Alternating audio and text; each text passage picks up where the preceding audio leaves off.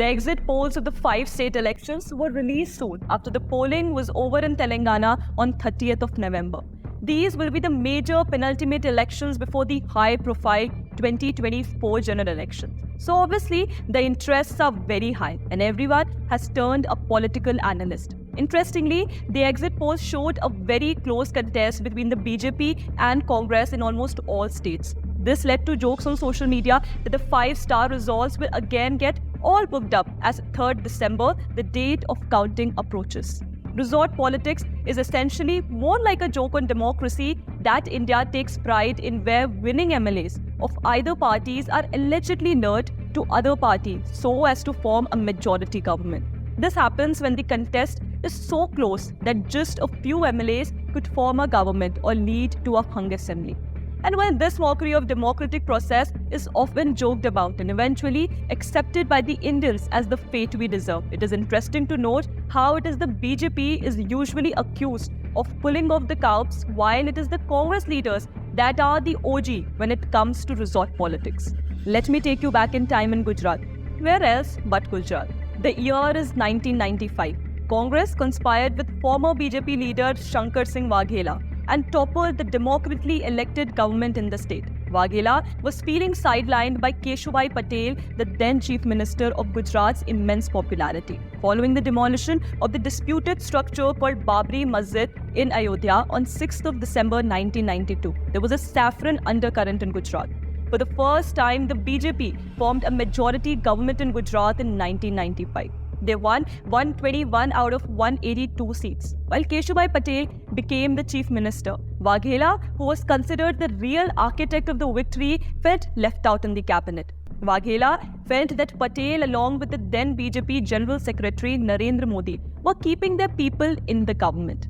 In September that year, Keshubhai Patel was on a US tour to try to get foreign investment in the state. Ashok Bhatt was made in charge CM in his absence. Before he departed for US, Patel asked Vaghela if he had any issues with Modi. Media reports from that time widely reported that Vaghela said, "I have a problem with you, and there are chances that by the time you return from the US, you may not remain the chief minister." As soon as Patel left for the US, Vaghela got together the MLAs, which were in his support, and took them to his village. He informed them that if they wished to stay with him, they would have to leave the government.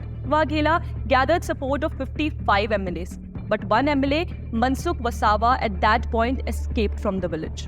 Now Rajasthan, Madhya Pradesh and Maharashtra, the neighbouring states of Gujarat, were all Congress ruled. Vaghela contemplated where to take his MLAs. He even contemplated taking them all to Delhi, but eventually zeroed in on Madhya Pradesh. Digvijay Singh was then the Chief Minister of Madhya Pradesh. One afternoon, a chartered flight was booked to take all so-called rebel MLAs to Madhya Pradesh. By evening, they were all ready to fly. In evening, when the rebel MLAs reached, they found the aircraft tyres were punctured. Vaghela obviously called it the Gujarat government conspiracy. By the time the tyres were fixed, it was already too dark, and Khajuraho airport at that time did not have a facility to land flights at night.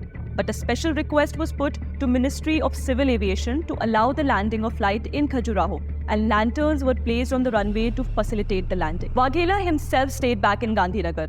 Top BJP leadership, including Atal Bihari Vajpayee and former Rajasthan Chief Minister Bhairav Singh Shekhawat, were sent, but Vaghela was adamant. Vaghela put out one condition, that Narendra Modi be exiled from Gujarat.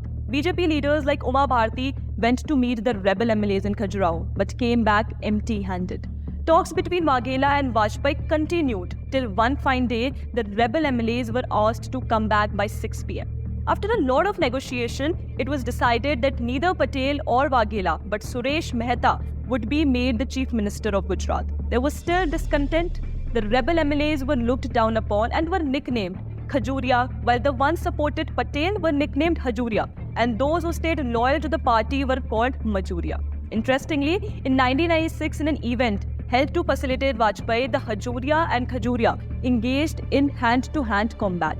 Things had reached a point of no return. Vaghela then contested Lok Sabha elections from Godhra constituency and lost, and was also expelled from the BJP for anti-party activities. Vaghela then floated his own party outfit, Rashtriya Janata Party, contested state election and formed the state government with support of Congress in 1996. This government also collapsed in less than a year. Finally, fresh elections were held in 1998 when Keshubhai Patel again formed the government. And since then, the BJP has not lost a single state elections in Gujarat. An entire generation has now grown up in a state which has seen only the BJP in power in Gujarat. Eventually, Vaghela's Rashtra Janata Party was absorbed by the Congress. Till now, it is only Vaghela who remains one of the worthy opponents of the then Chief Minister of Gujarat, Narendra Modi had. His speech in Gujarat Assembly just before the Narendra Modi left for Delhi in 2014 to swear in as Chief Minister was full of praises and friendly digs at the political opponent with whom he spent decades. And his final parting words to PM Modi were asking him to make true the promise of building the Ram Mandir at Ayodhya. He asked him to walk the talk.